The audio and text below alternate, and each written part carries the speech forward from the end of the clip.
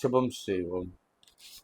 துதிகள் மத்தியிலே வாசமாக இருக்கிற எங்கள் பரலோக பிதாவே, மனமகிழ்ச்சியான இந்த வேலைக்காக நன்றியோடு ஸ்தோத்திரிக்கிறோம். நாங்கள் நிற்பதும் நிர்மூலமாகாமல் நிற்பதும் கர்த்தருடைய கிருபையே, இந்த இரக்கங்களுக்கு முடியவில்லை. அவை காலைதோறும் புதிதாக இருக்கிறதுக்காக ஸ்தோத்திரம். ஆண்டவரே, இந்த வெயிலின் கொடுமையிலே எங்களை காப்பாற்றி வருகிற கிருபைக்காக ஸ்தோத்திரம். அநேகர் வேலைக்கு பலவிதமான இடங்களுக்கு சென்று தங்களுடைய கடமைகளை நிறைவேற்றி வீடு வந்து சேர கர்த்தர் கொடுத்த பலனுக்காய் ஸ்தோத்திரிக்கிறோம். நல்ல சுகத்திற்காய் ஸ்தோத்திரிக்கிறோம். ஆவியின் வரங்களுக்காய் ஸ்தோத்திரிக்கிறோம். அற்புதங்களுக்காய் ஸ்தோத்திரிக்கிறோம். அதிசயங்களுக்காய் ஸ்தோத்திரிக்கிறோம். கணவன் மனைவிக்காய், பிள்ளைகளுக்காய், பேர பிள்ளைகளுக்காய், வேலைக்காய், ஊழியத்திற்காய், வருமானத்திற்காய் ஸ்தோத்திரிக்கிறோம். குறைவில்லாமல் காத்து வருகிறதே உமக்கு நன்றி செலுத்துகிறோம். இந்த வேளையிலும் கூட உங்களுடைய பாதத்தை தொட்டு நாங்கள் நாளை துவங்குகிறோம். கர்த்தர் எங்களோடு கூட வருவீராக. இயேசுவின் நாமத்தில் ஜெபிக்கிறோம் நல்ல பிதாவே, ஆமென். கர்த்தாவே, தேவர்களில் உமக்கொப்பானவர். இந்த பாடலை பாடுங்க. கர்த்தாவே, தேவர்களில் உமக்கொப்பானவர் யார்? வானத்திலும் பூமியிலும் உமக்கொப்பானவர் யார்? கர்த்தாவே, தேவர்களில் உமக்கொப்பானவர் யார்?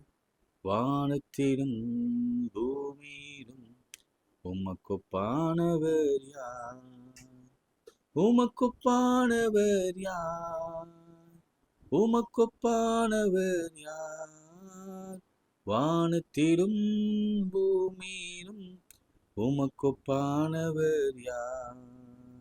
செங்கடலை நீர் பிளந்து உந்தன் ஜனங்களை நடத்தி சென்றீர்.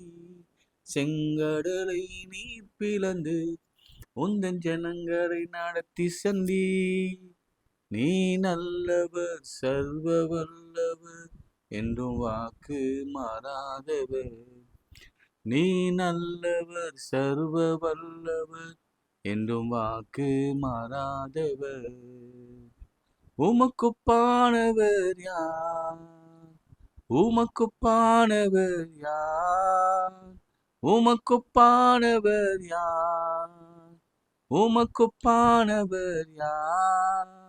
வானத்திலும் பூமியிலும் உமக்கொப்பானவர் யார்? கண்மலை நீர் பிளந்து உந்தன் ஜனங்களின் தாகம் தீர்த்தீர். கண்மலை நீர் பிளந்து உந்தன் ஜனங்களின் தாகம் தீர்த்தீர். நாமம் அதிசயம், இன்னும் அற்புதம் செய்திடுவீர். நாமம் அதிசயம், இன்னும் அற்புதம் செய்திடுவீர். உமக்கொப்பானவர் யார்? உமக்கொப்பானவர் யார்? உமக்கொப்பானவர் யார்? உமக்கொப்பானவர் யார்? வானத்திலும் பூமியிலும் உமக்கொப்பானவர் யார்? வானத்திலும் பூமியிலும் உமக்கொப்பானவர் யார்? கைகளை உயர்த்தி. ஆண்டவரே, போராட்டங்கள் மத்தியிலே, வியாதிகள் மத்தியிலே, பலவீனங்கள் மத்தியிலே, சுகவீனங்கள் மத்தியிலே, வறுமையிலே நான் வாடிக்கொண்டிருக்கிறோம். எனக்கு ஒத்தாசி வரும் பருவங்களுக்கு நேராய் என் கண்களை ஏறெடுக்கிறேன். வானத்தையும் பூமியை உண்டாக்கின கர்த்தரிடத்திலிருந்து எனக்கு ஒத்தாசி வரும். உன்னதமானவரின் மறைவில் இருக்கிறவன் சர்வ வல்லவரின் நிழலில் தங்குவான். நான் கர்த்தரை நோக்கி, நீர் என் அடைக்கலம், என் கோட்டை, என் தேவன், நான் நம்பியிருக்கிறவன் என்று சொல்லுவேன். அப்பொழுது அவன் என்னை நோக்கி கூப்பிடுவான், நான் அவனை விடுவிப்பேன். நீ என்னை மகிமைப்படுத்துவா என்ற வார்த்தைக்காய் ஸ்தோத்திரம்.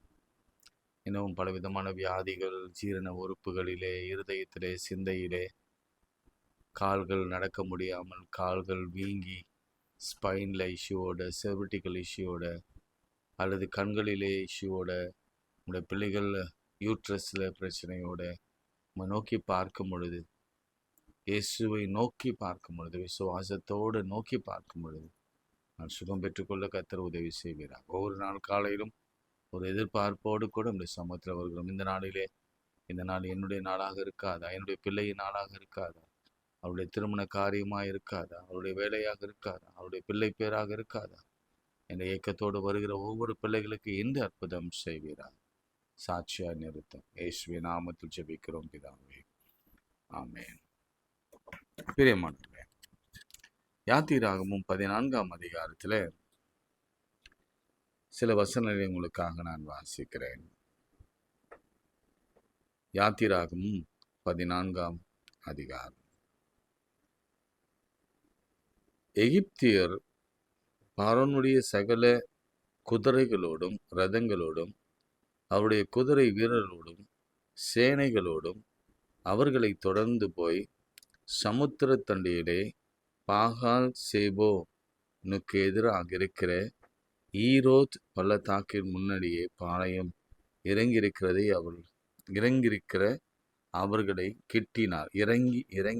அவர்களை கிட்டினார்கள். பார்வோன் சமீபத்து வருகிற பொழுது இஸ்ரவேல் புத்திரர்கள் தங்கள் கண்களை ஏறெடுத்து பார்த்து, இன்னைக்கு இதுதான் ஆவியானவர் பேச சொன்ன வார்த்தை. கண்களை ஏறெடுத்து, நம்முடைய பார்வை, நம்முடைய கண்கள், நம்முடைய தேடல், நம்முடைய எதிர்பார்ப்பு, அதை பற்றி தான் நம்ம இன்னைக்கு சிந்திக்க போகிறோம். அதனால இந்த வார்த்தை கொஞ்சம் ஆழமா நீங்க பாருங்க, அது பின் யோசித்து கொண்டே இருங்க. கண்களை ஏறெடுத்து பார்த்தபோது எகிப்தியர் தங்களுக்கு பின்னே வருகிறதை கண்டு மிகவும் பயந்தார்கள். அப்போது இஸ்ரவேல் புத்திரர் கர்த்தரை நோக்கி கூப்பிட்டார்கள். முதல்ல யாரை பார்க்குறாங்க? எகிப்தியரை நோக்கி பார்த்தாங்க.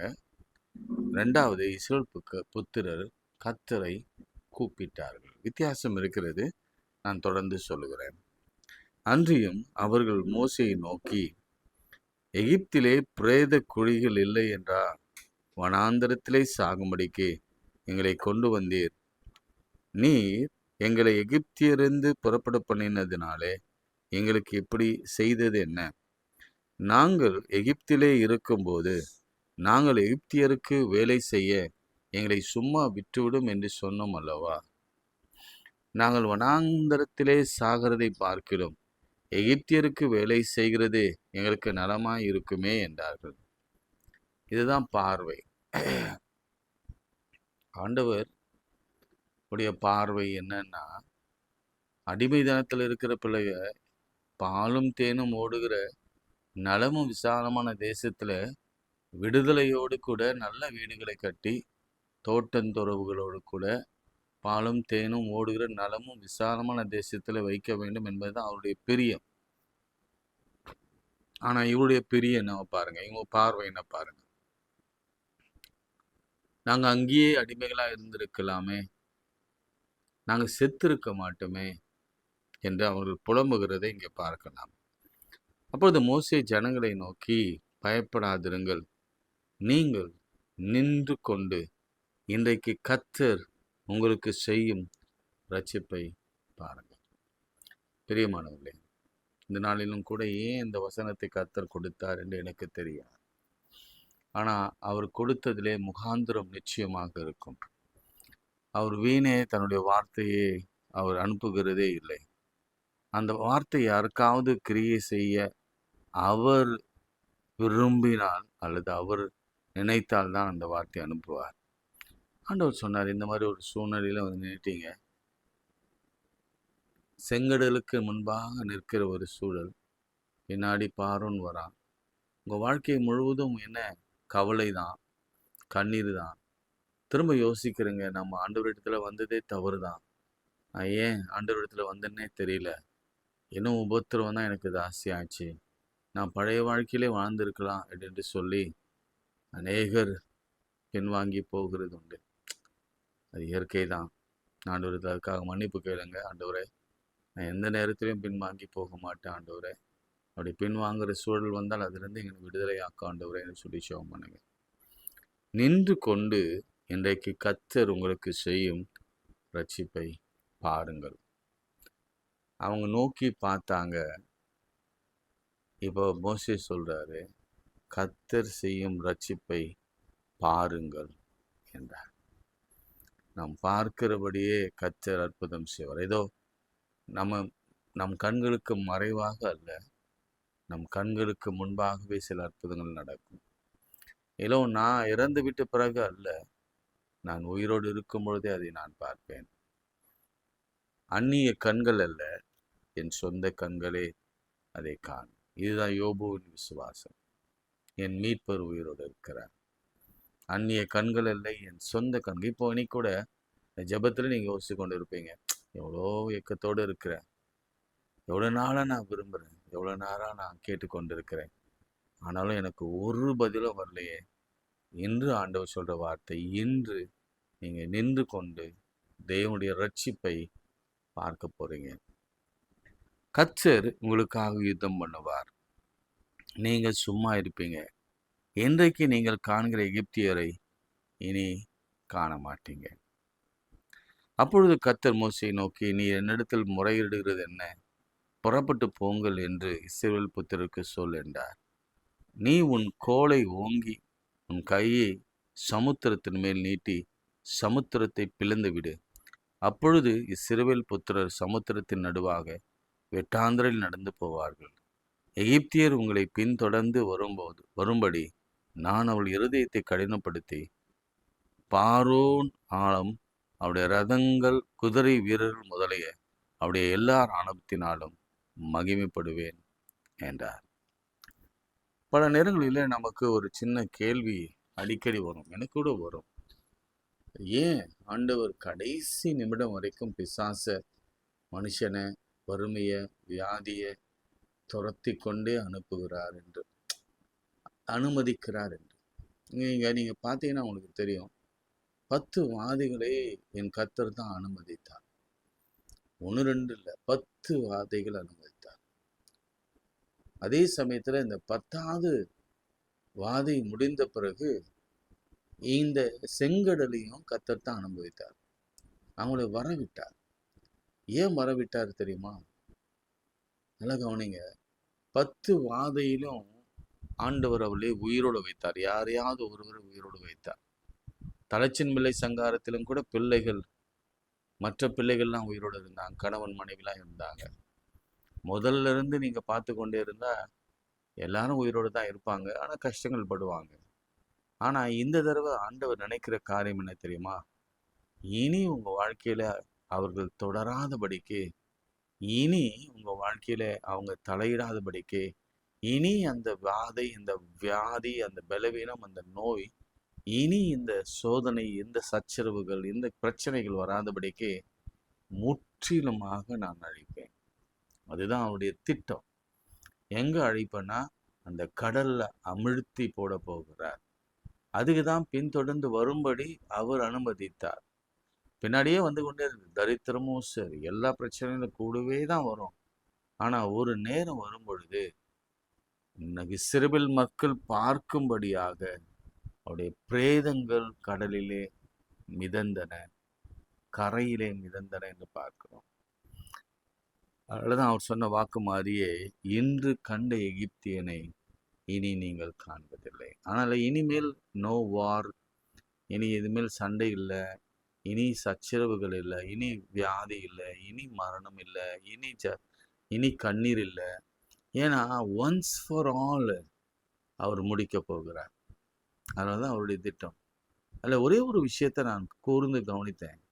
அவரை நோக்கி பார்க்க வேண்டும். மனுஷரை நோக்கி பார்ப்பதை விட கர்த்தரை நோக்கி பார்க்க வேண்டும். அவரை நோக்கி உன்னிப்பா பார்க்கும் பொழுது, எதிர்பார்ப்போடு பார்க்கும் பொழுது, இன்னைக்கு நிச்சயம் அப்படித்தான் செய்வார். ஒருத்தம் கூட இல்லாம போகும்படி அவர் அழித்து போடுவார். ஒரு பிரச்சனை கூட இராதபடிக்கு நம்ம வாழ்க்கையை திரும்ப கட்டுவார்.